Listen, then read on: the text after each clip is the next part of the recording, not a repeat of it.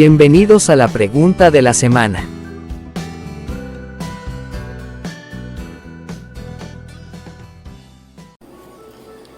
Dios los bendiga, sean bienvenidos a la pregunta de la semana. ¿Dónde estuvo Cristo durante su muerte y su resurrección? Es una pregunta que ha dado objeto a muchas interpretaciones, la mayoría de ellas sacadas de contexto, y por eso creo importante siempre en este segmento de los domingos poderle compartir bases bíblicas para que usted pueda hacer su propio estudio y concientizarle acerca de la necesidad de no solo leer, sino también escudriñar a profundidad las Sagradas Escrituras.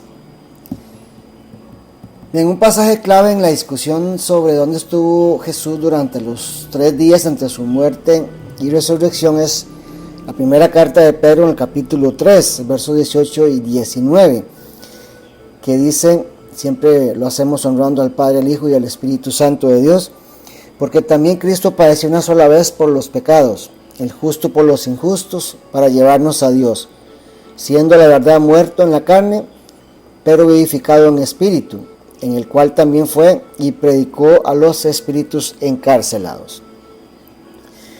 La palabra espíritu se refiere al espíritu de Cristo, es el contraste entre su carne y su espíritu, no entre la carne de Cristo y el Espíritu Santo. La carne de Cristo, como todos sabemos, pues murió, pero su espíritu permaneció vivo. El cuerpo de Jesús estaba en el sepulcro, en la tumba, por supuesto, pero su espíritu, habiendo partido en el momento de su muerte, estuvo en otro lugar durante estos 3 días. El apóstol Pedro da un poco de información específica sobre lo que sucedió en este lapso de tiempo. Dice que predicó a los espíritus encarcelados, según 1 de Pedro 3:19. Esta palabra griega utilizada significa que Jesús anunció un mensaje, proclamó un mensaje, su evangelio. De acuerdo con Pedro, en algún momento entre su muerte y su resurrección, Jesús hizo una proclamación especial a los espíritus encarcelados, un pasaje que vamos a mirar detenidamente. Buscando evidencias bíblicas, no encuentro en ningún lugar en la Biblia que se nos diga que Jesús visitó el infierno durante su muerte.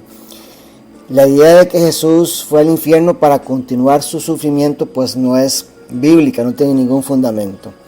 Su sufrimiento terminó cuando dijo en la cruz: consumado es, según San Juan 19:30.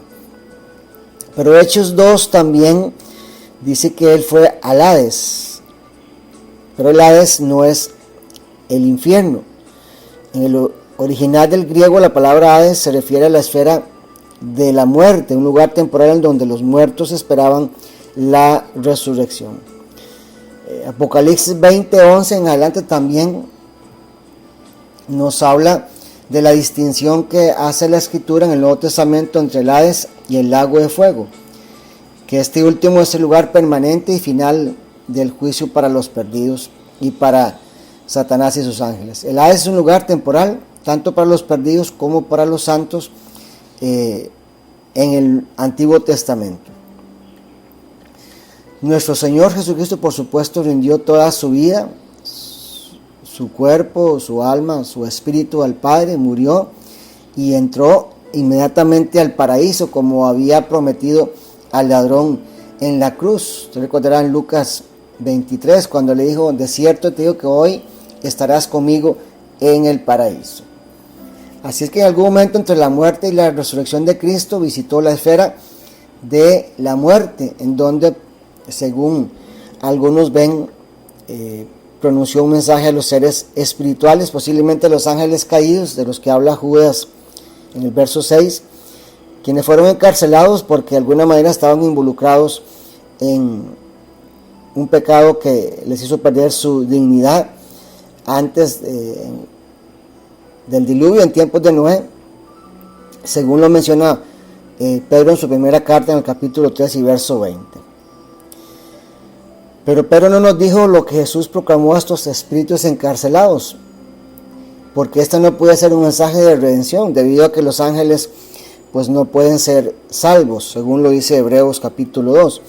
Fue probablemente una declaración de victoria sobre Satanás y sus huestes, según lo dice Colosenses 2:15. Otro pasaje que nos puede dar una pista sobre esta actividad de Jesús es Efesios 4, 8 y 9, citando el Salmo 68, 18, dice que Cristo, por eso dice, subiendo a lo alto, llevó consigo a los cautivos y dio dones a los hombres.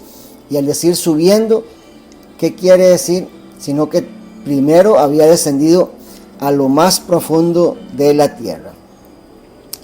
Pues bien, la bien conocida frase descendió a los infiernos proviene de el llamado credo de los apóstoles y constituye una interpretación forzada de varios pasajes de las Escrituras. Desde los tiempos primeros de la iglesia primitiva, los cristianos elaboraron breves y sencillos resúmenes de la fe que se conocieron como credos. Esta palabra viene de origen latín que significa creo y confío.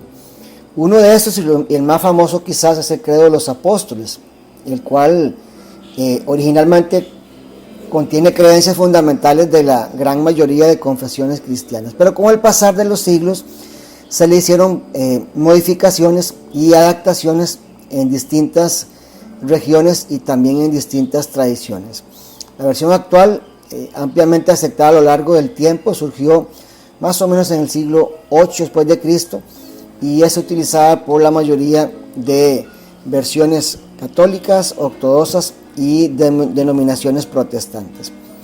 Pero en este credo es donde aparece esta frase que Jesús descendió a los infiernos, siendo una interpretación antojadiza, forzada y conveniente para los intereses de la Iglesia Católica Romana para apoyar el purgatorio como una segunda oportunidad de salvación, contrario a todo lo que enseña la palabra de Dios.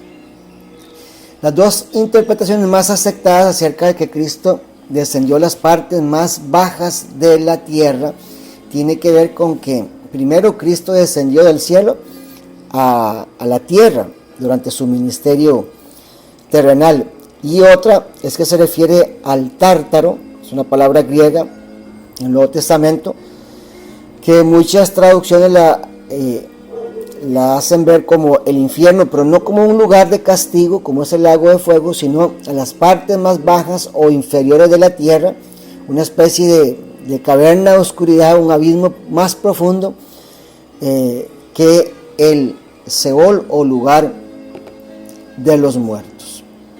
Y para comprender mejor el significado acerca de esta palabra tártaro, tenemos que remontarnos a la mitología griega, en donde era un horrible pozo de tormento en el más allá. Estaba más bajo que incluso el Hades, el lugar de los muertos. Y según los griegos, el Tártaro estaba poblado por monstruos y los peores criminales. La palabra griega tártaro aparece solo una vez en todo el Nuevo Testamento, en 2 de Pedro 2:4, donde dice: pero si Dios no perdonó a los ángeles que pecaron, sino que arrojándolos al infierno o al tártaro, los entregó a prisiones de oscuridad para ser reservadas al juicio.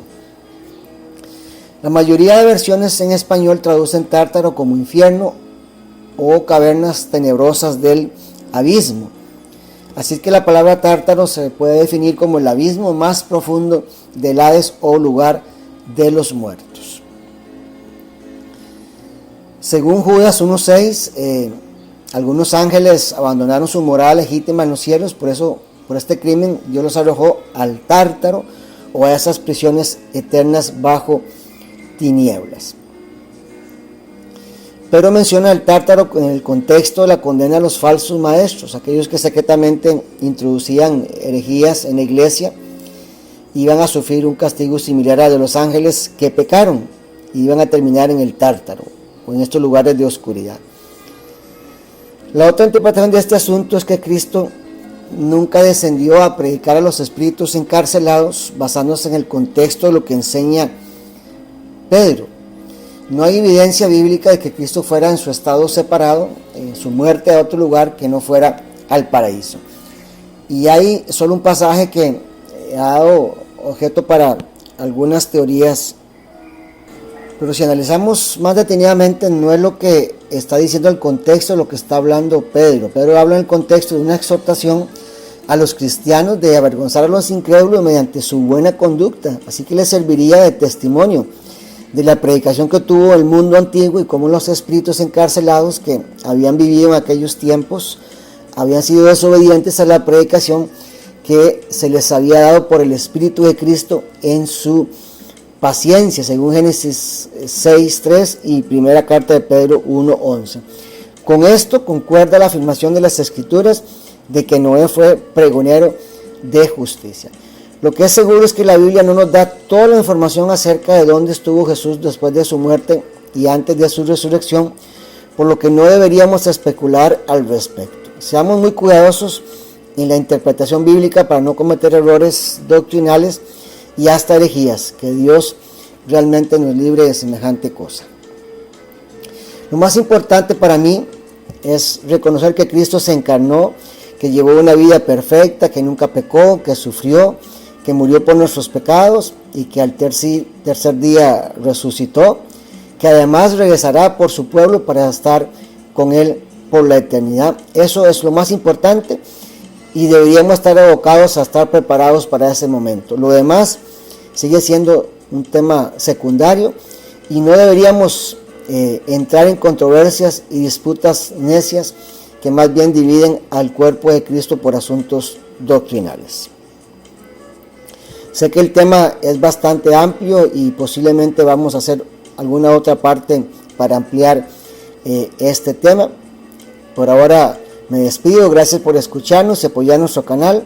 Les espero el próximo domingo a las 5 de la tarde, hora de Costa Rica, en la pregunta de la semana, si Dios lo permite. Desde ya pueden enviarnos sus inquietudes bíblicas y peticiones de oración. Que Dios les bendiga.